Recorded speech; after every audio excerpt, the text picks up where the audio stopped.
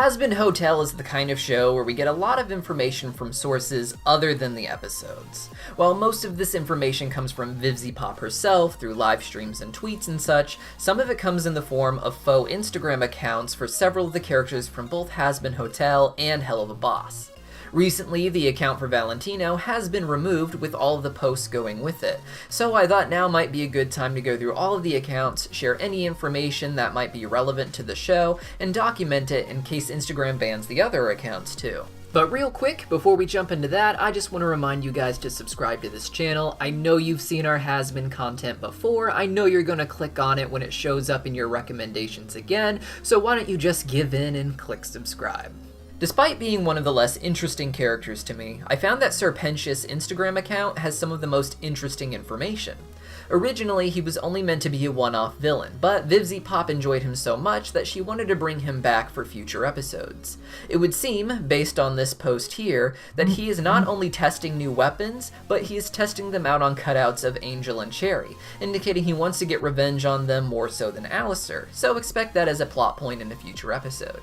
In another image, we see Serpentis has clearly photoshopped Vox and Valentino into a selfie with himself, as seen by the obvious editing around him and the watermarked images of the characters that was already used in the show. What's interesting is that the account profile says that he is a future Overlord, indicating that the turf war he is engaging in for the part of the city under the pentagram is one that will raise his status to an Overlord. This would mean that Cherry is likely in this turf war to be considered an Overlord as well. Most of the Overlords we see aren't actually battling it out with each other, and in fact are often very close with one another, and instead their power seems to come from the fact that they run these giant industries in Hell, as opposed to just taking territory by force. We also know that Alistair himself has no desire for power and is only an Overlord by technicality, so it seems that Overlord is a bit of a generic term that can be applied to anyone that has power in any form, whether it's by force that we see with Serpentis, or with business acumen that we see with Vox and Valentino and Velvet,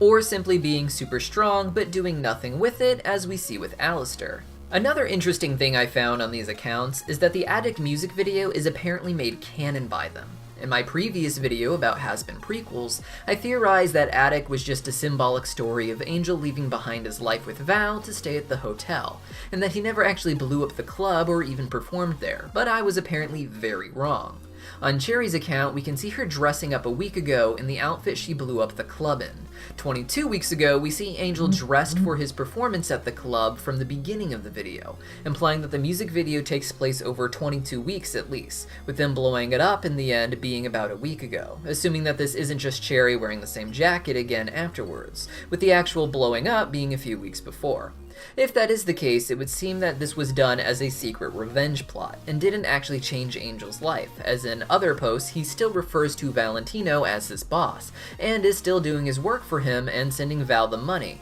and either way, it would appear that Addict was not a prequel, but actually takes place after the Hazbin Hotel pilot. From Cherry's account, we also see that she does visit Angel at the hotel, but it is implied that she's not welcome there by Charlie or Vaggie, and she has to sneak into the hotel in order to hang out with him. As mentioned earlier, Valentino had an Instagram account, but it was taken down. Thanks to some screen caps, I was able to get some important information for a story that unfolds between Valentino, Vox, and Velvet's accounts. In the pilot, we can see that the three of them seemingly live together, and we've been told that they are a makeshift family of sorts, with Vox and Val as the dads and Velvet as their daughter. Well, in an archive post from Val, we can see that he's pretty abusive over extremely petty things, apparently smashing the screen that makes up Vox's face simply for getting him the wrong soda from a restaurant. This story continues on Vox's account, where he talks about needing to get his screen replaced, and how Val is no longer his boyfriend. While this story doesn't play out on Velvet's account, she comments on the boys' posts talking about how they have broken up. A curious development I hope we get some insight to when the show finally airs. Alistair is an old-fashioned man who considers a lot of modern technology and entertainment to be wastes of time, thinking that radio was the best of all time, despite TV leaving a radio in the dust. Because of this, he is not a fan of social media and doesn't have his own account, but he also hates the idea of anyone else posting pictures of him as well. Nifty has her own account where she mostly just talks about Alistair and tries to post photos of him. The closest we get of his face gets distorted, seemingly by his powers, something that Nifty implies Alistair does on purpose instead of his natural aura doing it even if he isn't aware of a camera in the room. A lot of her posts are about following him around, which gives the impression that she has something of a crush on him. Vizzypop has said that she is a hopeless romantic, but also hopeless in romance, so her crushing on Alistair, who is asexual and would most likely be interested in a more refined woman, makes a lot of sense to me.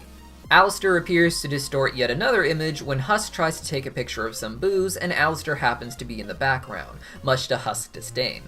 On his account, we also have this very mysterious post, which is just a picture of a letter. There is no caption with it, so we do not know if it is a letter he has received or a letter he is planning to send, but based on the unique looking seal, which doesn't seem to match Husk's personality, I would say it is a letter to him that he got in the mail. And hopefully it's something that will be explored in a plotline in Hazbin Hotel when the show finally comes out. While Charlie and Vaggie run an account for the hotel itself, it's mostly uninteresting, just 2 photos of them together so far, but I imagine it'll be used for something later on. Why else would they have made it? Moving over to Helluva Boss, we get less important plot information from within the show, and instead we get a very interesting look at a strange story that unfolded between all of these characters, seemingly only on the accounts that won't be explored in episodes at all. In most of Blitz's posts, he talks about his obsession with horses and claims that he actually has a horse whose name he changes every single week. Despite this, we never actually see the horse in the posts, and we are led to believe that he is just lying for clout and is part of his own little fantasy. Moxie, Millie, and Luna all have accounts as well, though Millie states that the only reason they made them is because Blitz insisted that they create accounts in order to like his profile pictures. However, they all get involved with a story that happens about 14 weeks ago. On Blitz's account, we can see that he has accidentally captured the image of a murderer while taking a selfie, and later posts revealing that he has been kidnapped by them. He was then seemingly rescued by a magical horse named Spindle, as in Spindle Horse, the name of the production company behind the 2 shows. The horse apparently rescues Blitz, then says that her debt to him is repaid and that she needs to go her own way, so Blitz loses his pet horse, just after confirming that she is in fact real. During this time, Moxie had a boast talking about how everything was a little too quiet, and was asking if anyone had seen his boss, Blitz. Luna also posted a picture of their couch, saying that she was surprised that he hasn't come home yet. Stolas also posts about this, explaining that he and the Imps are putting up missing posters for Blitz all over Imp City. The only other interesting thing I found was that Luna apparently doesn't want to be a receptionist and actually wants to do the job of going to Earth and killing humans, saying that she thinks the other people have all the fun while she gets left behind. Outside of these, it seems to mostly just be fun gags about the characters, as well as some references to the episodes, including how Blitz ended up making these tiny little models of Millie and Moxie, Stolas taking his daughter to the occult shop as promised at the end of the Lululand episode, and other little tiny references about his family breaking up because of his affair with Blitz. I highly recommend going and checking out all of these accounts for yourself, just to see what little information that can be gleaned, and if I happen to miss anything that's super relevant to the show, let me know in a comment down below, and I'll see you next time.